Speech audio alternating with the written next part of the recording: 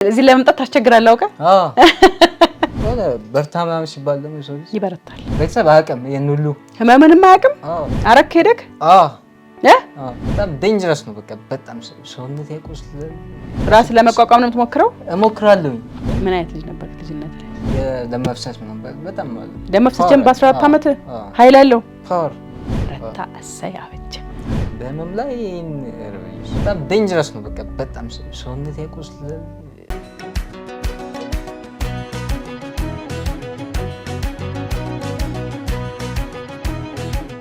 ሰላም ጤና ይስጥልን ተመልካቾቻችን፣ በኢትዮጵያም ሆነ በዓለም ዙሪያ ያላችሁ የሰው ዘሮች በሙሉ ሰላም ለእናንተ ይሁን። እንዴት ናችሁ? የዛሬ ባለ ታሪኬ እንግዲህ ረታ አበጀ ይባላል። ከወደ ሰላሌ አካባቢ ነው የመጣው። የመጀመሪያ ዲግሪውን በአካውንቲንግ ወስዷል። ከ8ኛ ክፍል ጀምሮ ማለትም ከ14 ዓመቱ ጀምሮ በርካታ የጤና ችግር ምክንያት ፈተናዎችን አይቷል። የጤናው ችግር እንግዲህ በኋላ ያጫውተናል። ግን ደግሞ ያንን የጤና ችግር ተቋቁሞ እንደምንም ብሎ ሞግቶ የዩኒቨርሲቲ ትምህርቱን ለመጨረስ ችሏል። እንግዲህ ከ8ኛ ክፍል ጀምሮ የደረሰበት የጤና ችግር ላይ የባህል ሕክምና ተጠቅሞ ነበረ። የባህል ሕክምናው ግን በጣም በከፍተኛ ሁኔታ እንደጎዳው ነው ይገለጻልን። እንግዲህ በዚህ አጋጣሚ የባህል ሕክምና አዋቂዎች በጣም ጎበዞች፣ ጠንካሮች፣ በጣም ብዙ ለውጥ የምታመጡ የባህል ሕክምና አዋቂዎች እንዳላችሁ በዚህ አጋጣሚ ይሰመርበት። ግን ደግሞ ዝም ብሎ ደግሞ በልምድም ወይ ደግሞ በደንብ ባለማወቅም ደግሞ የሕክምና እንሰጣለን የባህል ሕክምና እንሰጣለን የሚሉም ደግሞ ግለሰቦች ስላሉ በእነሱ ግለሰቦች እጅ ላይ ወድቆ የደረሰበት የጤና ችግር ሊገልጽልን ነው ዛሬ የመጣው። እንግዲህ ዛሬ ባለ ታሪክ ምንድነው? ዝርዝሩ ምንድነው? ወደ ባለ ታሪክ ይዞራለሁ። እናንተም ታሪክ አለን የምትሉ ካላችሁ በ0905 83 22 83 የስልክ መስመራችን ላይ ደውሉልን። ዋትስአፕ፣ ቴሌግራም፣ ኢሞ እና ቫይበር ላይ 5 ደቂቃ ታሪካችሁን በድምጽ ቀጣችሁ ትልኩልን አይተን ገምገመን እንጠራችኋለን። ይሄን ቪዲዮ እንግዲህ ቀጥላችሁ ከማየታችሁ በፊት ዩቲዩብ ቻናሌን ሰብስክራይብ፣ ላይክ እና ኮሜንት ማድረግ እንዳትረሱ። አብዛኛው የኔን ቪዲዮ የሚያዩት ተመልካቾች ሰብስክራይብ ያደረጉ ስለሆኑ ሰብስክራይብ እያደረጋችሁ ቤተሰብ ብትሆኑ ይበልጥ ያበረታታኛልና ስለዚህ ጉዳይ እጅግ በጣም በቅድሚያ ማመስገን እፈልጋለሁ። አሁን መጀመሪያ ሰብስክራይብ። የዛሬ ባለ ታሪክ ምንድነው? ዛሬ ወጣት ባለ ታሪክ ነው የመጣው። እስቲ አብረን ታሪኩን እንከታተላለን። እንኳን ደህና መጣ። እንኳን ደህና ቆየሽ። ታሪክ ልታካፍለኝ ስለመጣ እጅግ በጣም አመሰግናለሁ። እኔም ፈቃደኛ ናችሁ በደስታ ስለተቀበላችሁኝ አመሰግናለሁ። እሺ ሙሉ ስምህን ማን ልበል? እሺ ረታ አበጀ እባላለሁ። ረታ አበጀ፣ ረታ እሰይ አበጀ እንደማለት ነው። ከሰላሌ ነው የመጣው። እስቲ ታሪክ ከየት ነው የሚጀምረው? ረታ እንግዲህ ገና ወጣት። ስንት ዓመት ነው? 25። ለቤተሰብ ስንተኛ ልጅ ነህ? የመጀመሪያ ልጅ። ስንት ልጅ አላቸው ቤተሰቦች? ከኔ ጋር 4። 4 የመጀመሪያ ልጅ ነህ አንተ? የመጀመሪያ ልጅ እኮ አባትም ነው ወንድምም ነው ታላቅም ነው ብዙ ነገር ነው አይደለ? እስቲ ወደዛ ከመጣታችን በፊት ከልጅነት ጀምሮ ያለን ታሪክ ልስማ። ኦሮሚያ ክልል ነው ያለሁት። ወረዳ ወረጃርሶ ይባላል። ወረጃርሶ ሰላሌ ነው አይደል? ኦኬ። ሰላሌ ክልል ውስጥ ነው ሰላሌ። እሺ። እና ወረዳችን ወረጃርሶ ነው የሚባለው። ከዛ ቀጥሎ ለኛ የምትቀርበው ከተማ ጓጽዮን ናት። ጓጽዮን። ቦታችን ደግሞ ገነት ትባላለች። ትንሽ እንትናት ያው ለቤተሰቦች የመጀመሪያም ልጅ ነኝ እና በቃ እንደተወለድኩኝ ወዲያው ለትምህርት አልዘገየሁም። ትምህርት ቤት እንደገባሁ አንድ ክፍል ለገባሁት። እሺ። ከዛ ቅርብ ነበረ። ትንሽ የሆነች የአክስቴ ልጅም ስለነበረች ከሷ ጋር እያለቀስኩኝ እሄዳለሁ ምናምን። ከዛ እንደዛ እያልኩኝ በቃ ትምህርቱን እየወደድኩኝ ምናምን መጣሁ። አንደኛ ክፍል ዝም ብለው አሳልፉ ማለት ዝም ብዬ ተመላለስኩኝ ነበር። በዛ እድሜ ዝም ብለው አሳልፉኝ። ሁለተኛ ክፍል ላይ መድገም አለብህ ምናምን ገና ልጅ ነህ ምናምን አሉኝ። ደገምኩኝ። ከዛ ትምህርቱ በቃ እንትን እያለኝ መጣ፣ ደስ እያለኝ መጣ። በዛው ቀጠልኩኝ። ያለ ማቋረጥ ምናምን ቀጠልኩኝ። ምን አይነት ልጅ ነበር ልጅነት ላይ? አልቃሻ አሰጋኝ። እግዚአብሔር በጣም አለቅሳለሁ፣ በጣም ልጽናጫለሁ። እሺ። እና ቤተሰብ ደግሞ የመጀመሪያ ስለነበርኩኝ በቃ የኔን እንትን ማለት አይፈልጉም፣ መንካት አይፈልጉም፣ ያቀብጡሃል። የኔ አባት ያን ጊዜ እዚህ ነበረ ማለት አዲስ አበባ ነበረ። አንድ የሱ እህት ምናምን ነበረች። አሁን ለውጭ ወጣች እና እሷ ጋር ነበር የሚኖረው። ለምን? ለስራ። እሺ። እሷ ጋር ይሰራል፣ ማዘር እኛ ጋር ናት። በቃ እኔ ሳስቸግራት እሱ ይወስደኛል ወደዚህ ማለት ነው፣ ወደ አዲስ አበባ። ስለዚህ ለመምጣት ታስቸግራለህ አውቀህ? እሺ። እና በጣም አስቸግራለሁ። እዚህ መጥቼ በጣም ነው እንትን ብለው አለቅሳለሁ። ጸባይ ነው ተፈጥሮ ነው። አለቅሳለሁ፣ ለማለቅሳለሁ፣ አስቸግራለሁ ምናምን በቃ የሆነ ያየሁትን ነገር ካላገኘው በቃ ትቀውጠዋለህ። አለቅሳለሁ። እሱ ደግሞ እኔ እንዳለቅስ አይፈልግም ነበር ምናምን። ከዛም እንደዚህ ከዚህ ወደዛ እያልኩኝ በቃ የልጅነት ነው እንደዛ በቃ እስከ 8ኛ ክፍል ምናምን እንደዛ ነበር። በጣም ይንከባከቡኝ ነበር እንደ ማለት የገጠር አለ አስተዳደጉ ምናምን። ከዛም እንደዛ አልነበረም በቃ ማለት እሱ እዚህ ስለነበር ያለውን ነገር ስለሚያውቅ እና የተሻለ ነገር ነበር ለኔ። ልብስም በዛ ሰዓት በቃ የተሻለ ነገር ነበር ለኔ የሚለው የሚደረግልኝ ነበር።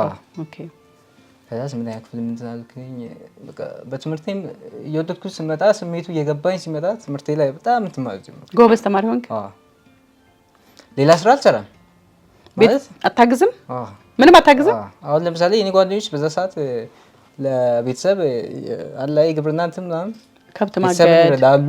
እንደዛ እኔ አላውቅም ነበረ ቤታችሁ ከብት እርሻም አለ ግን የለህም ሁሉ። እኔ በቃ እንትን ያልኩት በቃ ገና አይኔን ስገልጥ ያየሁት ወረቀት ነው። በቃ አክስቴ ልጅ ነበረች፣ አጎቴም ነበረ ያና ደብተር ላይ በቃ በጣም እንትን እዛ ሆነ ማለት ከዛ ደብተር ለትምህርት እንትን እንዳለኝ ከትምህርት ቤት አንድ ቀን ቀርቼ አላውቅም።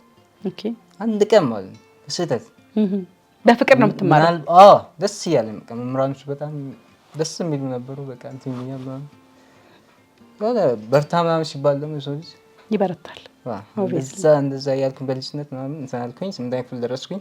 ከ8ኛ ክፍል ሲጨርስ ትንሽ ራቅ ማለት ነበረብኝ። ትንሽ ከተማ ወደ 9ኛ ክፍል ኦኬ። ሁለተኛ ደረጃ ትምህርት ቤት ትንሽ ራቅ ስለሚል ተከራዩልህ? ተከራይቼ መቀመጥ ነበረብኝ። ተከራየሁኝ። ያው ያስቸግራል ስራ ላለመደ ልጅ በጣም ያስቸግራል። ለብቸኝነት ምናምን በቃ እንደምንም እንትን አልኩ። ከበደ ማለት ያስቸገረኝ ለምን። ከዛ በኋላ ለመድኩት 9ኛ ክፍል በቃ ጥሩ ያው አለ ቋንቋው ይቀየራል ነገር ይቀየራል። እሱን ለምን ለመቋቋም ሞከርኩኝ እና ጥሩ ነበረ። አሁን እንግዲህ 8ኛ ክፍል መጨረሻ ላይ ክረምት ላይ ምናምን የሆነ በቃ ከዛ በፊት እንትን ብሎኝ ከመም እየተሰማኝ መጣና ለማንም አልተናገርኩም። ማለት ለቤተሰቡ ማውራት በጣም ከበደኝና በጣም ያመመኝ መጣ ምናምን። ከዛም አልኩኝ በቃ ምንድነው የሚያመው? ይሄ በሽታው ነው። ምን በሽታ? ኪንታሮቱ ማለት ነው። ኦኬ ኪንታሮት ያዘ። በ8ኛ ክፍል ነው ኪንታሮት ያዘ። 8ኛ ክፍል ማለት ያን ጊዜ 14 ዓመት 14 ዓመት አላውቅም ምን ነገር በሰዓት በጣም የደም መፍሰስ ምናምን በጣም ማለት ደም መፍሰስ ጀምሮ በ14 ዓመት ኃይል ያለው ፓወር ከበደኝና ዝም ብዬ አንድ ቀን ይሄ 9ኛ ክፍል 8ኛ ክፍል ሚኒስትሪ አልፌ 9ኛ ክፍል ስዛወር ሃይስኩል ላይ ብቻዬን ምናምን በቃ ቤትም ተከራይቼ ስለነበር አልቻልኩም። የሆነ የግል እንትን አለች ክሊኒክ ነገር አለ እዛ ሄድኩኝ እና እንትን ስለው በቃ ያው በሽታው እሱ ነው ምናምን የውስጥ ኪንታሮት ነው እንደሆነ ነገረኝ። ምንም ምልክት አላየህም ከዛ በፊት? አላየሁም። አታውቅም? ምንም አላውቅም ሲባል እሰማለሁ። በጣም በእኛ ማህበረሰብ በጣም መጥፎና ፔንፉል ፋታል በቃ ገዳይ እንደሆነ ነው የምሰማው። በቃ በልጅነት በጣም መጥፎ ነው የሚባለው። ይሄ ነገር ፈጠራል ብዬ አላሰብኩም። ከዛ ህመሙ መቋቋም ከበደኝ። ማለት እንግዲህ አንድ ቀን በአንድ ቀን 6 ክፍለ ጊዜ ነው አይደል? ምንም ያን ሰዓት ለመቀመጥ እንዴት ስልች ያማል። ከዛ ሳልወድ በግድ ትምህርቴን መዝለል ጀመርኩኝ። እየፎረፍኩ ምናምን በሳምንት 3 ቀን ምናምን እየገባሁኝ እንደምን 9ኛ ክፍል ጨረስኩ። 10ኛ ክፍል ግን ትንሽ ወደ ተሻለ የሆነ ትንሽ የተሻለ ሆስፒታል አለ እኛ ጋር። እዛ ሄድኩኝ። ይሄ የሚሰጡ ሰፖዚተሪ ወደ ውስጥ በመቀመጫ የሚገባ እና ላይፍ ስታይል ይቀየር ምናምን የሆነ ፈሳሽ ተጠቀም ምናምን እንደዛ አይነት ነገሮች አመጋገብ ላይ እንደዛ ምክሮችን ድርቀት እንዳይመጣ ነው እነሱን መጠቀም ጀመርኩኝ። በቃ እንደምን 10ኛ ክፍል ማትሪክም ነበር በእኛ ሰዓት። ያን ጊዜ በቃ እዛ ጋር ትንሽ ምክሮችን ስለተቀበልኩኝ እንደምን ትምህርት ላይ ትንሽ ፎከስ ማድረግ ቻልኩና በጥሩ እንትን አለፍኩኝ ፈተናውን። እንደምንም ከእንትኑ ጋር ማለት ነው። ከዛ 11 12 በቃ እንደዛው እያልኩኝ ቤተሰብ አያውቅም ይሄን ሁሉ ህመምንም አያውቅም። ህክምናም ስትሄድ ብቻ ነው የምትሄደው? ብቻ ነው የምሄደው። ለምን አልነገርካቸውም? እኔ በጣም እንጃ ለምን እንደማልነገር። ምክንያቱ ምንድነው? መንገር አልወድም ባይዘው ነገሮች ማለት ችግርም የሆነ ደስታ ለቤተሰብም ለጓደኛ ለመንገር በጣም ዘገያለሁ። ራስ ለመቋቋም ነው የምትሞክረው? እሞክራለሁኝ። በቃ ሞር ካልቻልኩኝ ነው እንትን ማለት ነው እንትን የምለው ከአቅሜ በላይ ሲሆን 11ኛ ክፍል ገባሁኝ።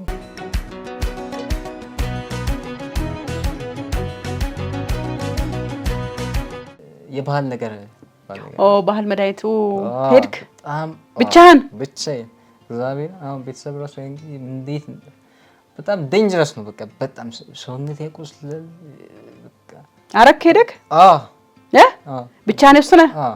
እግዚአብሔር በጣም ምግብ ምናምን በቃ ይሄ ምግብ ይመርጣሉ ይሄን አትብላ ምናምን በቃ ሰውነቴን በጣም ጎዳኝ። መጨረሻ ህመሙ አለ። ይሄን ነገር ተጠቀም፣ ይሄን ነገር አትጠቀም፣ ይሄን ብላ፣ ይሄን አትብላ ምናምን የሚባል ነገሮች አሉ። በጣም ፈታኝ ጊዜ ነበር። እንደምንም ኢንትራንስ ምናምን ወሰደ። ከሱ ጋር ልመለስ። ለውጥ አመጣልህ አላመጣልህም? ምንም አላመጣም። ማለት ሰው ምን አይነት ስሜት ነበረው ህመሙ?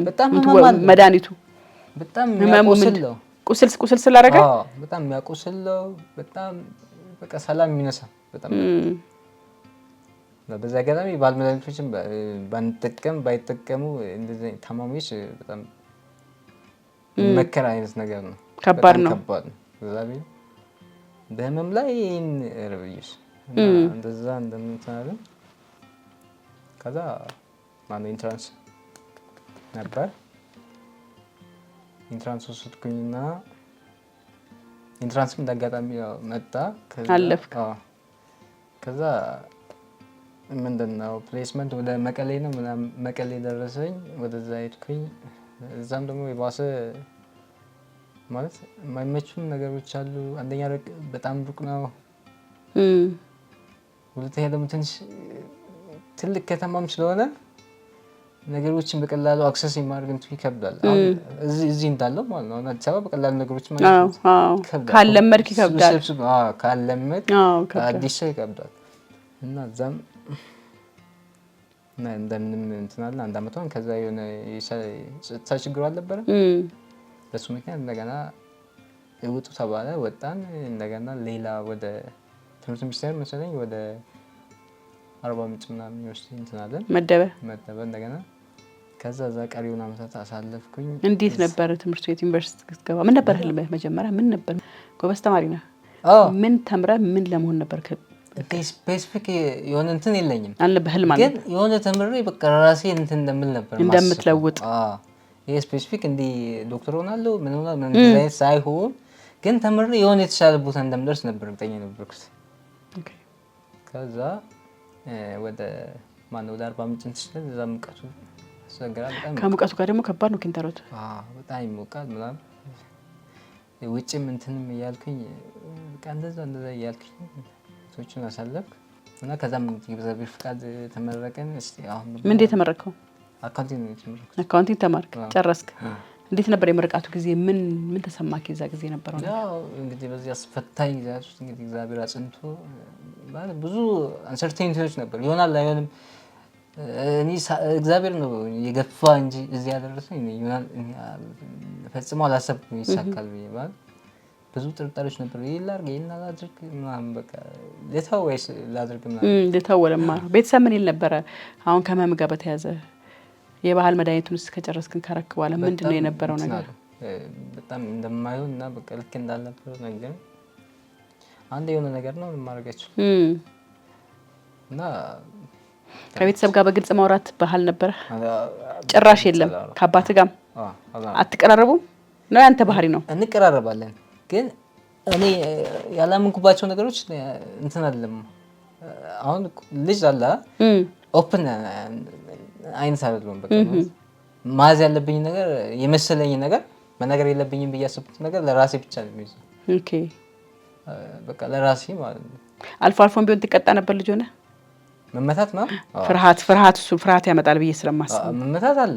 ፈርቼ አይደለም እንደዛ ማድረገው ግን እሺ ፈርቼ ምን ሆንክ ብለው በጣም ይጎተኩተኝ ምን ሆነ ነው ምን ችግር አለ ምናምን እኔ ለመንገር ግን ፈቃደኛ አልነበርኩም። ምክንያቱም እኔ ችግሩ እስከ ጥግ ድረስ ይደርሳል ብዬ አላሰብኩም። በራሴ ችግሩን መፍታት እንደምችል ነበር የማስበው እና ቀስ በቀስ እያዳከመኝ ሲመጣ የባህል መድኃኒቱን ወሰድክ። ወደ ዩኒቨርሲቲ ልምጣና እስኪ ዩኒቨርሲቲስ ምን ገጠመ? የመጀመሪያ ዩኒቨርሲቲ ትገባ ያለ ነበሩ ከኔ እንትን የተሻሉ ልጆች ከነሱ ጋር ማለት ከኔ የተሻሉ ስለ እንትን የሚያውቁ ልጆች ስለ ዩኒቨርሲቲ ስለ ቀደም ብለው የገቡ ምናምን ከኔ የተሻሉ ልጆች ነበር። ከነሱ ጋር ነው እንትን የምለው እና ያን ወጣ ያለ ነገር አልገጠመኝም። ደግሞ የሄድኩባቸው መቀሌና አርባ ምንጭ ናቸው። ሁለቱም አካባቢ ማህበረሰቦች አሪፍ ናቸው። ቤተሰብ ነው የሚያዩት በጣም የሚወዱ በጣም የሚያከብሩ እንደዛ በዛ ልክ ነው እንትን ብለው እንጂ ወጣ ያለ ነገር ሰፈር ውስጥ እንደምኖረው አይነት ህይወት ነው ያሳለፍከው እዛ። እስቲ ስለ ቤተሰብ ማውራልኝ እስቲ በደንብ ስለ እናትም ስለ አባትም። ቤተሰብ የተወለዱት እዛው ነው የተገናኙት። ያው የነሱ የቤተሰብ እንትን አልነበረም መሰለኝ ሲገናኙ ፈቃድ አልነበረም የቤተሰቦቻቸው ተዋደው ነው አልነበረም። በራሳቸው ኃይል ጉልበት ነው የተገናኙት በጉልበት እሺ። እና በዛ እንትን ውስጥ ነው ያደጉ የኖሩት ማለት ነው። የተባልኩት ራሱ ያለ ፍላጎት ስለሆነ ይመስለኛል። በጉልበቱ መጣ እንደዛ ነው። የኔ ፋዘር ከሷ ጋር የቤተሰብ እንትን ስላልነበር ፍቃድ ስላልነበር እና ረታ የተባለው እሱ የሆነ ያለ ፍቃድ በእንትን ስላገኘ እሷን ስላገባ ይመስለኛል። በዚህ በቃ አንዱም ተደባለቁ። ከዛ በኋላ እሱ እንዳሸነፈ ነገር ኦኬ ረድቷል። ኦኬ አሸንፏል ይመስለኛል። እንደዛ ይላሉ። ኦኬ ያወራሉ እነሱ። ኦኬ ታናናሾችስ? አንድ ሴት መጨረሻው እና ሁለት ወንድ። ምን አይነት ወንድም ነው? ወንድሞች ጎበዝ ናቸው። በትምህርት ጎበዝ ናቸው። በጣም ጎበዝ ናቸው። ኦኬ ሁሉም ኦኬ። እንዴት ሰፖርት ታደርጋቸዋለህ? በምን አይነት መንገድ ለነሱ አሪያ ሆንከው? በቃ እኔ እንትን ስለዩኛል እኔ እንደዚህ እኔ ማለት ያን ጊዜ በስማር ምን ያለኝ እንቅስቃሴ ስለሚያዩ የኔ ታናሽ ወንድም በቃ ጀመረ ማለት በቃ ኖርማል ትምህርቱ ፎከስ ማድረግ ወደ ትምህርቱ። ከዛ እሱም ታናሽ ወንድም በቃ እሱን አየ እንጂ ያን ያክል እንትን እንዲያነብ የእነሱ እንዲኮንትሪቢዩት ያደረክበት ነገር የለም። ግን አይተው ነው ተግባርን አይተው ተከተሉት እነሱ። ለነገሩ ታላቅ እንደዛ ነው፣ ተግባር ያሳያል፣ ይኖራል፣ የኖራ ያሳያቸው ለልጆቹ እንደ አባት ማለት ነው እንጂ እንደዚህ እንትን ብዬ እንትን እንዲሉ አድርጌ አላውቅም። አይደለም። በስንት ዓመት ነው የተመረቀው? 17 አሁን ነሐሴ የተመረቀው። ከተመረቀ ዓመት ድሮፕ አድርጌ ነው ባይዘይ ግቢ ላይ 2 ዓመት ድሮፕ አድርጌ። ለምን? በዚህ በህመም ምክንያት 40 ምንጭ ያለው 2 ዓመት ድሮፕ አድርጌ ስላልቻልኩኝ ምናምን የከበደኝ ምናምን ስለነበር 2 ዓመት ድሮፕ አቋርጠን እየተመለሰ ገብተሃል።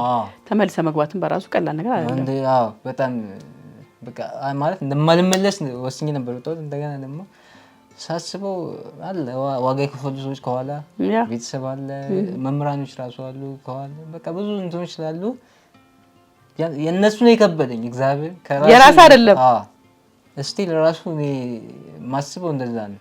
ለኔ ዋጋ የከፈሉ ሰዎች ናቸው ለኔ እንትን ሞር እንትን ብለው ያበረቱክ እንጂ እኔ ለራሴ አሁን እኔ ምንም ነገር ቢፈጠር እንትን አለም ማለት ከዚህ ባሰ ሁኔታው ራሱ ብገባ ለራሴ አላዝንም ማለት የሆነ ግን የሆነ ጊዜ እንትን ብሎሽ የነበሩ ሰዎች በቃ የነሱ እንትንስ ሞራልም ሊጎዱ ይችላል፣ ቤተሰብ ሞራል ይጎዳል።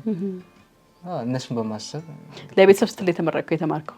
ለቤተሰብ እና ለቤተሰብ ብቻም ሳይሆን በቃ የሆነ ታይም ያመመኝ በነበረ ሰዓት አንተ ምን ደረስክ ምናምን የሚሉ ሰዎች ነበሩ።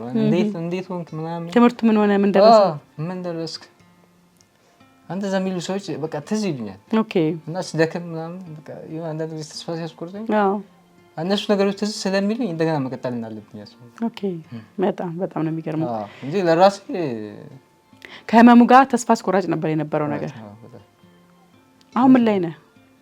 አሁን ያለው እንደዛው ምን አግኝተሃል? ህክምና ምንም አላገኘሁም።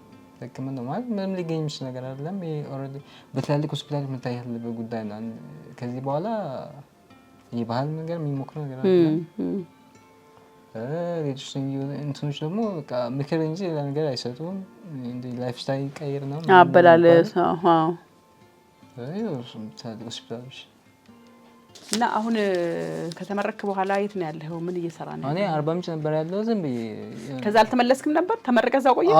ምን እያደረክ? የሆነ ስራ ትንሽ ግሮሰሪ ነበረች እዛ ከመቀመጥ አልኩኝና አንደኛ ቤተሰብ ጋር መጥቶ መቀመጡ ሌላ እንትን ከባድ ነው የሚሆነው፣ ያስጠላል። ኦኬ። እና ዝም ብዬ እስቲ እዚሁ ላይ ያልኩኝ ማህበረሰቡ ደስ የሚል ስለሆነ በቃ እስቲ ነገሮችን ላይ ያልኩኝ እዛ እንትን አልኩኝ። ከዛ ምን ሰራክ? የሆነች ግሮሰሪ ነበረች። ምን ማስተናገድ ተመርቀህ? አካውንቲንግ ተመርቀሃል? ኦኬ። ቁጭ ከማለት ብለህ ስራ የለም ስራ አላገኘህም ፈልገህ? ኦኬ። ባገኝም ያን ያክል እንትን ስለማልችል እኮ ከጤና አንፃር። ኦኬ። ሲሪየስ በጣም ከባድ ስለሆነ እና በቃ እስቲ ላይ ምናምን ጊዜ ቤተሰብ ጋር ከመሄድ ነው እዛው አሳለፍኩኝ። ምንድነው አሁን እኛ ጋር ስትመጣ አሁን መቼም አንድ ሰው ስቶሪውን ካወራ በኋላ ታርጌት አለው። አንድ ምክር ሊሆን ይችላል፣ አንድም የሕክምና እርዳታ ይሆናል ወይ ምንድነው አንተ አስበህ የመጣው? ማለት ገና ልጅም ነኝ ይመስለኛል እና እንጂ ምንም ይመስለኛል ፊት ላይ የሚታየው ገና ብዙ ነገር መስራት እችላለሁ፣ እንደምችልም አምናለሁ። ያን ነገር ለማድረግ ግን ከዚህ በሽታ ጋር 100% አልችልም። ከበደ በጣም። ኦኬ። ከዚህ በሽታ ጋር ስለማልችል እናንተ ጋር ማለት የሕክምና እርዳታ እንትን የሚሉ እንትኖችን ለማግኘት ነው ዋናው ዓላማ ነው። ኦኬ። ሕክምና ተቋማት ቢተባበሩኝ ሕክምና በመስጠት ቢተባበሩኝ ትላልቅ ሕክምና ተቋማት። ኦኬ። እሱ ነገር መጀመር ዓላማ። ኦኬ። እንደ ወጣት እስቲ እንደው ከቻሌንጆች ጋር ሰው አልፎ ምን ለወጣት ምን ትመክረዋለህ? አሁን ላለ ወጣት የምትታዘበው ምንድነው? ወጣትነት ላይ የምታየው? ያው ለወጣት እንግዲህ የምመክረው ማለት ያው እንግዲህ በሮች ሁሉ ማንኳኳት ነው። እኔ አሁን እዚህ ጋር የመጣሁት ይሄ የመጀመሪያ ምርጫ አይደለም። በጣም ብዙ አማራጮችን ፈልጌ ብዙ ነገሮችን ሞክሬ አልሰራ ስላሉ የመጨረሻ አማራጭ እንደዛ አድርጌ አስቤ ነው የመጣሁት። ኦኬ። እና ያው በትንሹም ተስፋ መቁረጥ እንደሌለብን ነው። ብዙ አማራጮችን ማለት አማራጮች ስንል መልካም አማራጮችን መሞከር እንዳለብን ነው እኔ የምመክረው ነገር። ከዛ ባለፈ ለዓላማቸው መኖር፣ መጽናት የሚኖርለት ሰው የሚኖርለት አካል እንዳለ ማሰብ ነው እኮ። አሁን እኔ ልጅ ትምህርት ጎበዝ ነው፣ ግን ሞር ወደ ቢዝነስ ነው ሄደው። በአንተ እድሜ 20 አመቱ ነው 21 አመቱ ነው ሁለተኛ አመት ዩኒቨርሲቲ ተማሪ ነው፣ ግን የሚማረው ለኔ ነው። ይሁን ለኔም ብሎ ተማር አልኩት። ላንቺ ነው የሚማረው፣ ደስ እንዲልሽ ነው የሚማረው። አንዳንድ ልጆች ቢዝነስ ያሸንፋቸውና ወደዛ ጭልጥ ብሎ ሊገቡ ይችላሉ፣ ግን ሁለቱንም ማስኬድም ይቻላል። አንዳንድ ሰው ደግሞ በትንሽ ነገር ፍራስትሬት ያደርጉና ደግሞ ትምህርቱም ይቀራል፣ ሁሉም ይቀራል፣ መንደር ውስጥ ይቀራሉ። ግን በጣም ጂኒየስ ሆኑ፣ በጣም ትልቅ ለሀገርም ለራሳቸውም ትልቅ ደረጃ ማድረስ የሚችል አእምሮ አላቸው፣ ብቃት አላቸው። ልጆቹ ተስፋ እየቆረጡ ይስላሉ ነው። ለዛ ነው የምጠይቅ ያለሁት።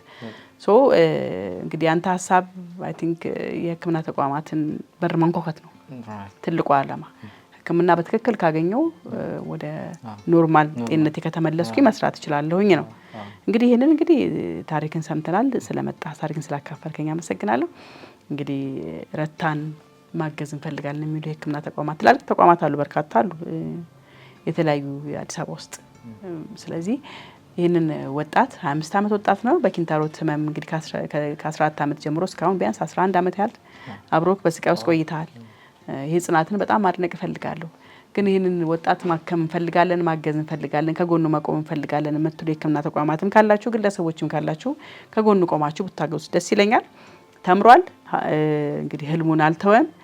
መድረስ የሚገባውን ቦታ ከመስመር ላይ አልወጣም። በዛ ሁሉ ህመም ውስጥ ጸንቶ እንግዲህ ዩኒቨርሲቲ ተመርቋል። አርባ ምንጭ ዩኒቨርሲቲ የመጀመሪያ ዲግሪውን ይዟል። ከዛም በላይ መስራት የሚችልበት አቅም እንዳለ ነው እየነገረን ያለው። ግን ደግሞ ህመሙ ደግሞ በመሀል ይዞት እያሰቃየኝ ነው ያለውና ለዚህ ሕክምና ከአቅሜ በላይ ነውና የሕክምና ተቋማት እንድታገዙ ይፈልጋሉ የሚል ጥሪ ነው ያቀረበው። እኛም ጥሪውን አስተላልፈናል። እንደምታገዙና ከጎኑ እንደምትቆሙ ተስፋ አደርጋለሁ። በመጨረሻም ተመልካቾቻችን እንግዲህ ከጎኑ ቆማልን የምትሉ ሰዎች ካላችሁ በሕክምና እናግዘዋለን፣ ችግር የለም፣ እኛ አለን። ለዚህማ ምንም ብዙ መልፋት የለበትም የምትሉ እንደምትኖሩ ተስፋ አረጋለሁ። ከጎን እንድትቆሙ አደራ ማለት ፈልጋለሁ። እናንተም ታሪክ አለ የምትሉ ካላችሁ በ0905832283 የስልክ መስመራችን ላይ ደውልን። ዋትስአፕ፣ ቴሌግራም፣ ኢሞ እና ቫይበር ላይ 5 ደቂቃ ታሪካችሁን በድምጽ ቀርጻችሁ ላኩልን። አይተን ገምግመን እንጠራቸዋለን። የተለየ ለየት ያለ ታሪክ ያላችሁን እንቀበላለን ማለት ነው። የዛሬን ፕሮግራም እንጨርሻለሁ። ዩቲዩብ ቻናሌን ሰብስክራይብ፣ ላይክ እና ኮሜንት ማድረግ እንዳትረሱ። ሰላም ለእናንተ ይሁን።